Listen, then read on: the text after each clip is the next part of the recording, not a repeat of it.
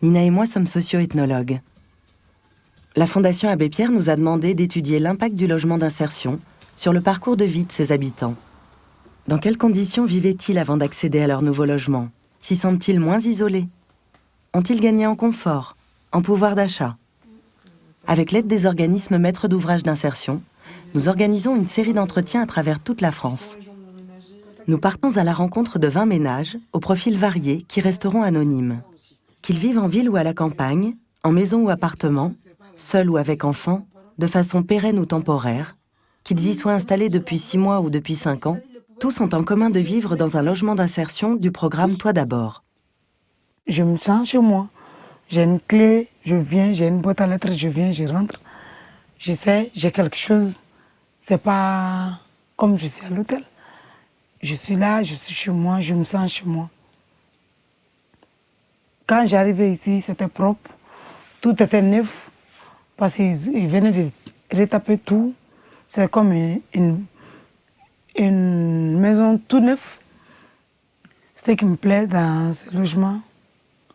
Mes enfants, ils peuvent dormir dans leur chambre. Dédé, il peut jouer dans leur chambre. Moi aussi, je peux dormir tout seul, sans avec les enfants. J'ai un peu d'intimité à me consacrer moi-même. Mais ce que j'aime pas dans l'appartement, parce que les cuisines, c'est pas la façon qu'ils ont fait la cuisine, c'est pas bien pour les enfants. Parce que si tu as des enfants bas âge, ils peuvent se brûler. Parce que les cuisines comme ça ouvertes, c'est pas pour les mamans qui ont des enfants à petit bas âge, parce qu'ils ont une curiosité à toucher tout. Moi, quand le maire est venu, je lui ai dit que j'étais au paradis. Parce que où j'étais avant, j'étais en centre-ville. Et bon, le bruit de la ville, la nuit, les sorties de boîte, qu'ici, c'est vraiment, vous avez pu constater, c'est très calme. Et la nuit, c'est encore plus calme. Au niveau jardin, il n'y avait rien. Tout ce qui, à part le lilas. Et tout le reste, c'est nous qui avons planté. Parce que moi, j'adore la verdure. Et puis bon, par contre, j'ai rien fait au niveau peinture. Tout était fait quand je suis arrivée. J'avais juste à mettre mes meubles. Ce qui me plaît dans ce logement, c'est la clarté, le silence. Ça, là, ça n'a pas de prix parce qu'en centre-ville, même dans la journée, vous entendez les voitures, vous entendez les gens, tout ce qui se passe dans la rue, vous l'entendez. Hein. Qu'ici, vraiment, c'est calme comme ça toute la journée. Et puis bon, le jardin, ça, moi, j'apprécie beaucoup. Même quand les petits viennent, il n'y a pas de télé parce qu'ils sont tout le temps dehors. Été comme hiver, avec les manteaux, ils jouent dehors. Et puis bon, maintenant, la ville a fait une promenade derrière la maison. Donc on peut prendre les vélos, aller se promener. On est vraiment à côté de tout maintenant. Donc c'est vraiment l'idéal pour vivre ici. Ah, je me sens parfaitement chez moi. Parce que bon, même au niveau jardin, je peux retrouver les photos, vous verrez, il n'y avait rien, strictement rien. Et j'ai fait vraiment comme moi je le souhaitais. Bon, la maison, j'ai pas trouvé à changer la peinture, je l'ai trouvée à mon goût quand je suis arrivée, donc j'allais pas refaire des frais sur quelque chose qui me plaisait. Bon, à part mes lustres que j'ai mis, mais autrement, au niveau ça sur peinture, bon, on avait déjà les fenêtres double vitrage, tout ça. Non, c'est vraiment impeccable. Hein. Parce que j'étais à la campagne avant, à Gendaviron. Je voyais personne. Et elle m'a proposé ce logement, elle m'a dit de réfléchir de moi. Mais j'ai pas réfléchi de moi. Hein.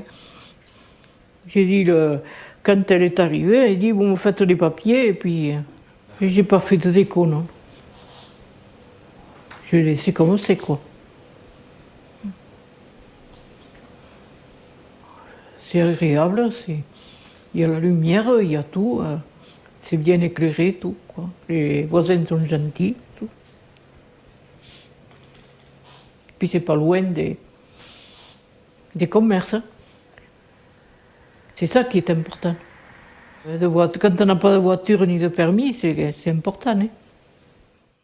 Je me sens très bien ici depuis que j'ai aménagé, parce que le logement est clair, adapté à mes besoins et lumineux.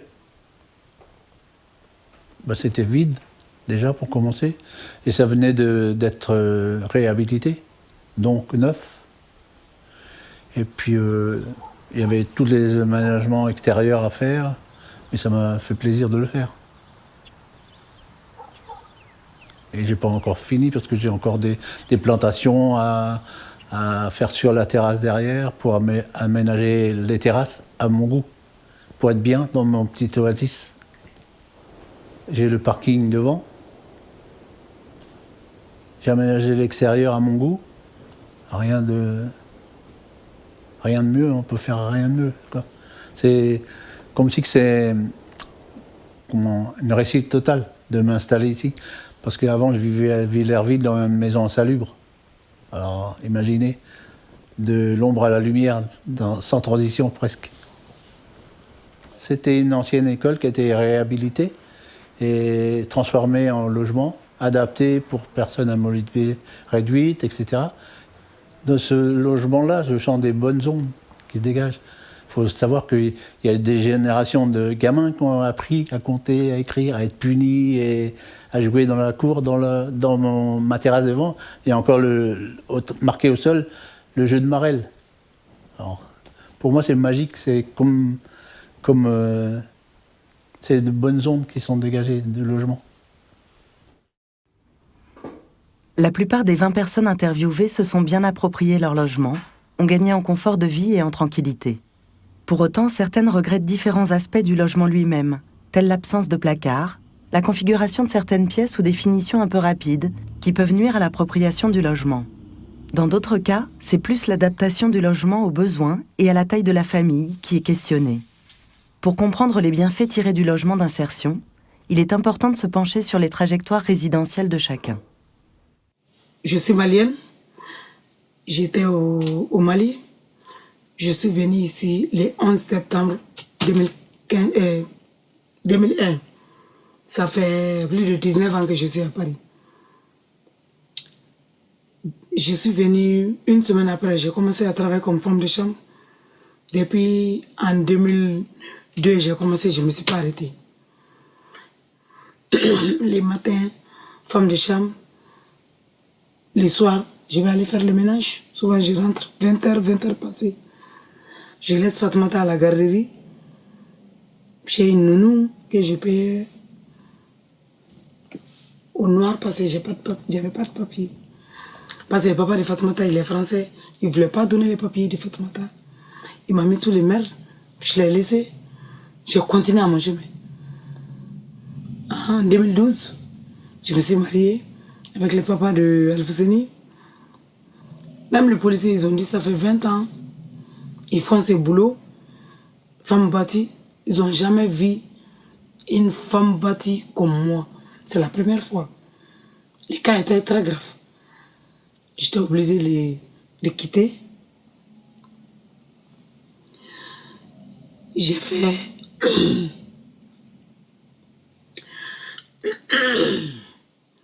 J'ai fait l'hôtel à Orly, à Chili-Mazarin. J'ai fait plein d'hôtels.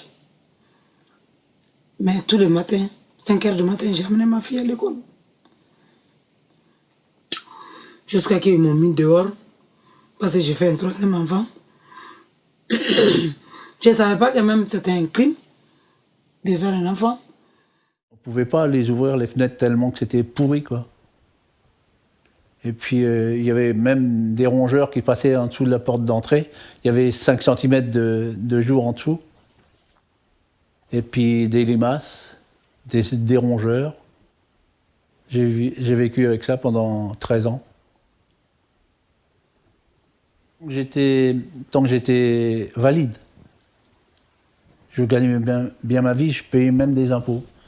Quand je suis tombé malade, ben, les revenus ont baissé considérablement.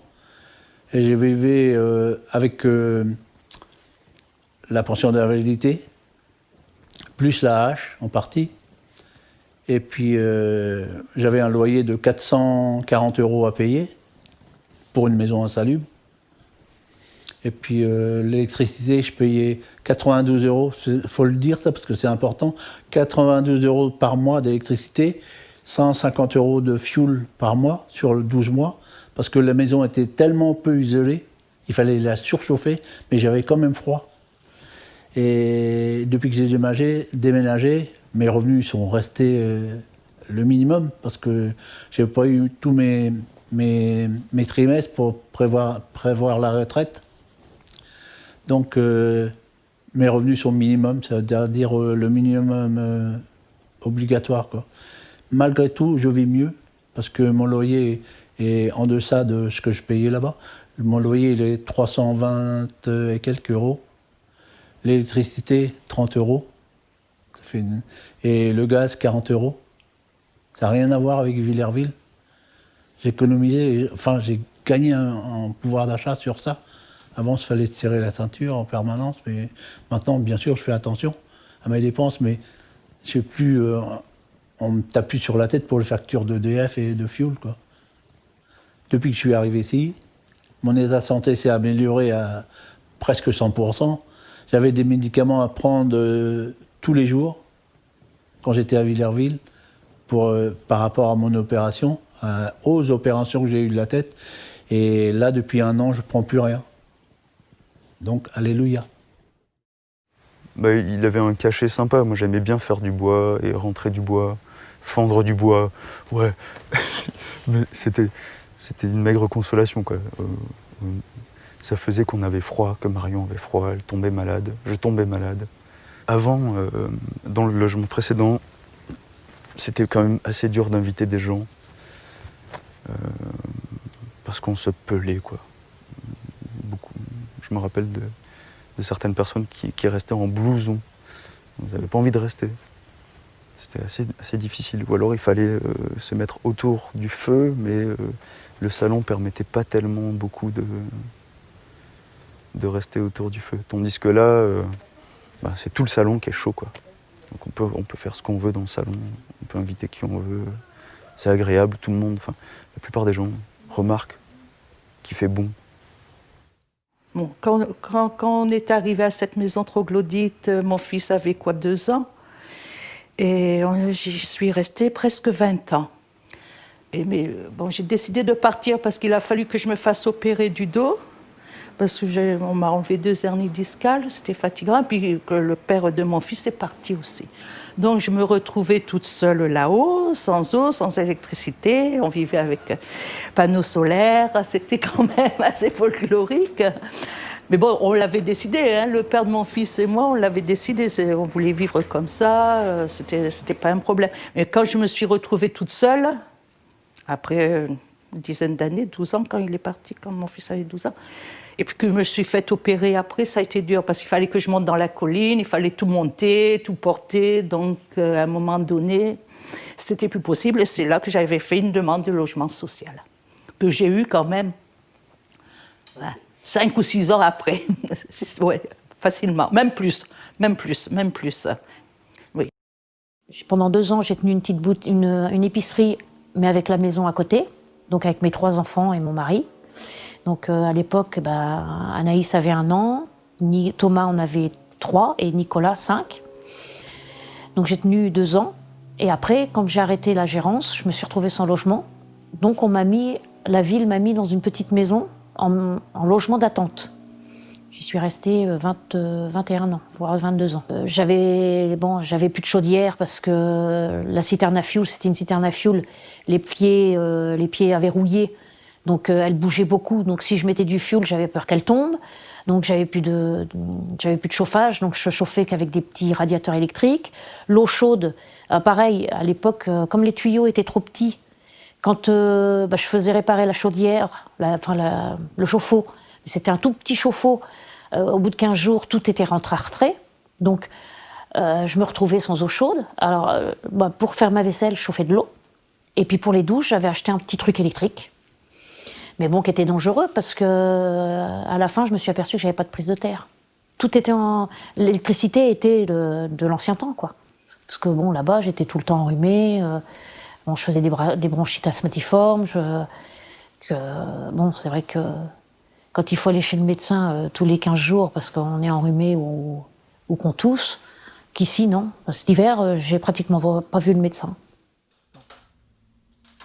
Dans la majorité des cas, Les personnes que nous avons rencontrées étaient en situation de précarité énergétique, passoires thermiques, logements insalubres, hébergement d'urgence en hôtel.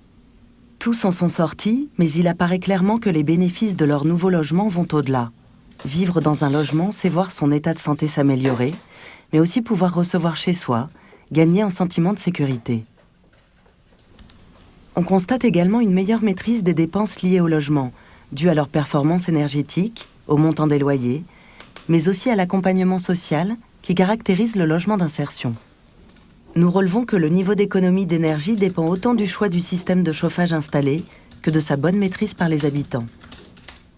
La veille de notre arrivée, il y a eu une demi-journée, quelques heures de information sur comment les logements étaient constitués. Quels matériaux il y avait, comment on pouvait percer dans les murs, comment on se chauffait, comment l'eau de pluie était récupérée. Sur le poêle, j'ai pas souvenir d'avoir eu une information, mais il nous avait laissé, en nous expliquant qu'il nous laissait la brochure du poêle, et donc c'était un petit peu de lecture. C'est pas très compliqué, mais moi il y a 3-4 pages à lire et puis. Le chauffage, c'est chaudière au gaz. C'est simple en efficacité, quoi. Et puis simple à gérer aussi. Puis l'eau, c'est la mairie qui détient l'adduction en eau potable, donc ils envoient les factures. Ça se gère bien. C'est facile à gérer, quoi. J'ai demandé à mon assistante sociale aussi que je vais aller chez EDF, je vais quitter chez NJ. Parce que tout le temps, je vois dans les journaux déjà, avec des vieilles personnes, NJ, ce qu'il fait, ils volent des factures à des vieilles personnes. On réclame tout le temps à la télé. Je ne comprends pas. NJ, moi, je vais quitter chez eux, je vais aller chez EDF.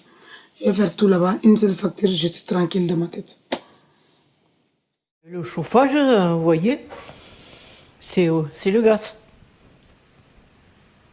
Chauffage au gaz. Et je ne payais pas cher. Encore que je paye 62 € et quelques tous les mois.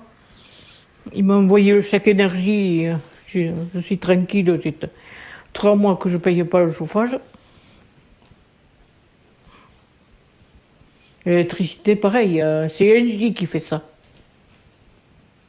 J'ai un contrat de 3 ans qui n'ont pas le droit de m'augmenter. C'est super, hein? Quand je vois que tout le monde paye cher. S'il fait froid, je rallume. Ça, il n'y a pas de souci. Ah non, j'ai passé l'âge de dire on va diminuer la chaudière. Ou... Non. Si j'ai froid, je mets le chauffage. Ça là-dessus, non, je me prive plus. Quand on m'a proposé ici, on m'a donné le montant du loyer. Quand j'ai fait mes calculs, j'ai dit, vous savez, je pourrais tout payer. Hein. Je dis parce que j'aurais pas autant d'argent à donner en électricité. Ben, ce que je donnerais pas en électricité, je vais le donner dans le loyer. Et effectivement, bon là maintenant, je travaille sur Lisieux. À la fin du mois, il me reste pas grand-chose quand tout est payé. Mais bon, je m'en sors. On fait pas d'extra et puis c'est tout. Hein. Parce que moi, je connais des gens qui ont le chauffage électrique, mais que ça ne consomme pas autant que ça, je veux dire. Moi, j'ai une amie, je ne sais pas comment on appelle ça, c'est le nouveau chauffage électrique. Elle me dit c'est tout réglé, minimum. Bah oui, mais c'est sûr que ça coûte cher. Mais bon, ça, il faut choisir. Soit on fait... Ça revient cher, je sais, pour les gens qui construisent et tout, mais bon, pour les gens qui habitent ici, quand on demande normalement un logement social, c'est qu'on n'a pas des 1000 et des 100 non plus. Moi, je sais, hein, j'ai 750 € par mois pour vivre. Quand il faut que je sorte 100 € par mois pour l'électricité, l'électricité, c'est ça, c'est le chauffage. C'est pas la lumière, c'est pas ma petite télé, c'est pas mon poste, hein, c'est pas ça qui consomme, c'est ça qui consomme. Parce que quand mon fils n'était pas là, je ne mettais pas le chauffage, eh ben, je payais que 40 € par mois. Bon, moi, avec mon fils, on met 2 chauffages. On ne peut pas dire que c'est... Ou alors, je ne sais pas, on est dans un pays du Sud qui mettent des panneaux solaires, je sais pas, qui réfléchissent à autre chose. Nous faire réfléchir, penser au mieux le logement, c'est l'enjeu de ce retour d'expérience.